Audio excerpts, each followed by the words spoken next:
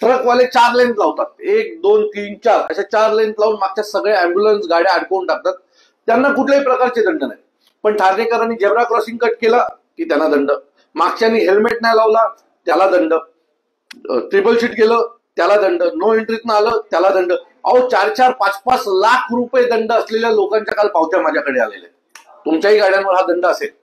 म्हणजे 15,000 रुपयाच्या नोकरीसाठी सकाळी धावत धावत घरातनं निघणारा मुलगा बाईकवरनं मुंबईला जातो, 15-18 हजार रुपये महिन्याला कमवतो आणि शेवटी कधीतरी त्यांनी ज्या वेळेला त्याच्या दंडाची पावती बघितली तर पगारापेक्षा त्याला महिन्याला दंड आलेला त्याला कळतं.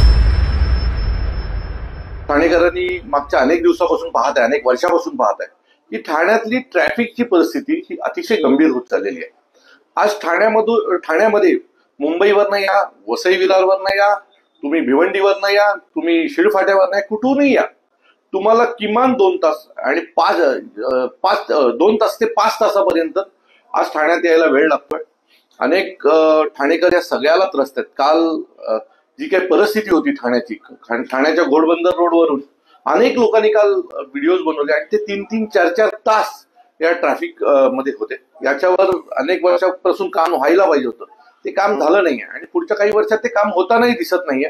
कारण एक प्लॅनिंग असतं एक शहराचं ट्रॅफिक नियोजनाचं, ते प्लॅनिंग कुठेही होताना दिसत नाहीये.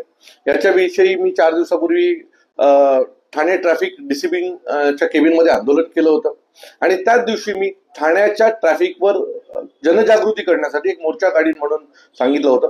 उद्या आमचा हा मोर्चा ठाणे महानगरपालिकेपासून निघणार आहे आणि हरिनिवास सर्कल पर्यंत हा आमचा उद्याचा मोर्चा असणार आहे. मी सर्व ठाणेकरांना विनंती करतो की तुम्ही सगळेजण या मोर्चाला उपस्थित राहा. सरकारने 2 GR काढले, एक आधी गणपतीला एक GR काढला आणि असं म्हटलं होतं की गणपतीपासून ते 31 डिसेंबर पर्यंत कुठल्याही प्रकारची हेवी लोड ठाण्यामध्ये येणार नाही. दुसऱ्या दिवशी पुन्हा ठाण्यात हेवी लोड आले. परवाच्या दिवशी सन्माननीय उपमुख्यमंत्री यांच्या आदेशाने आणखी एक GR निघाला की सकाळी रात्री 12 ते 6 या दरम्यानच हेवी लोड येतील, त्यानंतर हेवी लोड येणार नाही. पण आज पुन्हा ठाण्यामध्ये हेवी लोड फिरताना दिसतात.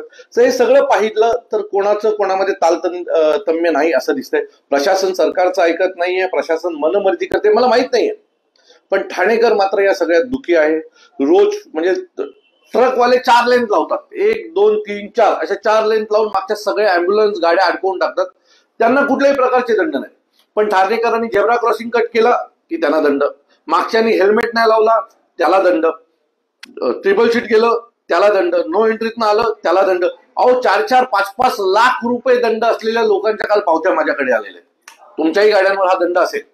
म्हणजे 15,000 रुपयाच्या नोकरीसाठी सकाळी धावत धावत घरातनं निघणारा मुलगा बाईकवरनं मुंबईला जातो, 15-18 हजार रुपये महिन्याला कमवतो आणि शेवटी कधीतरी त्यांनी ज्या वेळेला त्याच्या दंडाची पावती बघितली तर पगारापेक्षा त्याला महिन्याला दंड आलेला त्याला कळतं. सो या सगळ्या गोष्टी चुकीच्या आहेत. दंड नियम सर्व आम्हाला, मग सरकार काय करणार? सरकारचं काम आहे आम्हाला उत्तम इन्फ्रास्ट्रक्चर देणं, ट्रॅफिक मुक्त शहर देणं, पाणी देणं. या कुठल्याही गोष्टी सरकारकडनं होताना दिसत नाहीयेत. नेहमीच 12,000 कोटीचं टेंडर येतंय, 15,000 कोटीचं टेंडर येते, ठाणेकरांच्या हाती काय लागत नाही. सो या सगळ्यांचा विरोध आपल्याला करायचा आहे आणि या सगळ्यांचा विरोध करण्यासाठी उद्या ठाणे महानगरपालिका ते हरिनिवास सर्कल महाराष्ट्र नवनिर्माण सेनेचा एक मोर्चा निघतोय. या मोर्चाला सर्व ठाणेकरांनी उपस्थित राहावं. ज्याला या सगळ्या गोष्टीचा त्रास होत आहे ते सगळेजण या मोर्चाला उपस्थित राहतील अशी अपेक्षा बाळगतो. तुमच्या सगळ्यांची उद्या 5:30 वाजता ठाणे महानगरपालिकेजवळ वाट पाहतो. आपण सगळ्यांनी एकत्र येऊन भविष्यातलं ठाणं उत्तम व्हावं याच्यासाठी हा एक प्रयत्न करूया. तुर्तास थांबतो. जय हिंद, जय महाराष्ट्र.